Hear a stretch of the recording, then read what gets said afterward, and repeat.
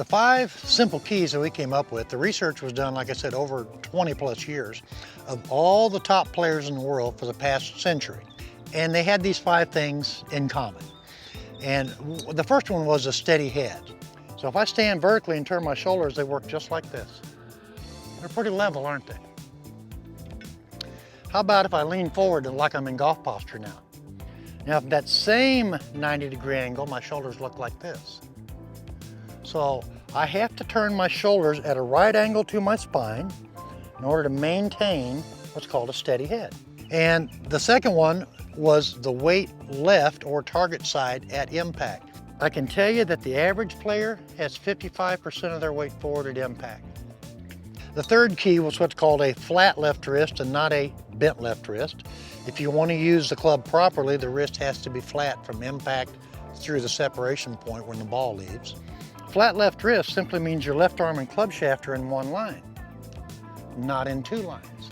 If I set this club like this with the leading edge and trailing edge flat, you see how far the grip is in front of the face?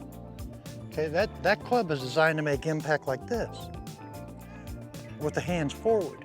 The fourth key is what we call a diagonal sweet spot path. That's the path that the sweet spot of the club travels on. We don't play golf on a vertical plane. We don't play golf on a horizontal plane. We play golf on a plane that's in between there, called an inclined plane.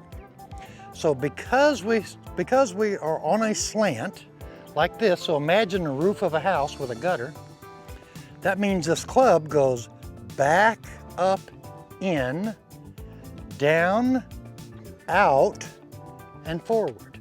And finally, the 5th key is club face control.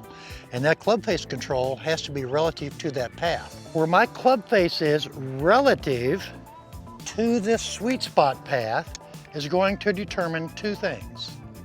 The initial direction the ball starts and the amount of curve the ball has. I think the biggest thing people are going to get out of the 5 simple keys is that they're going to get an easy to understand systematic approach to work on their game. Instead of thinking about 25 or 30 different things, you only have to think about 5 things.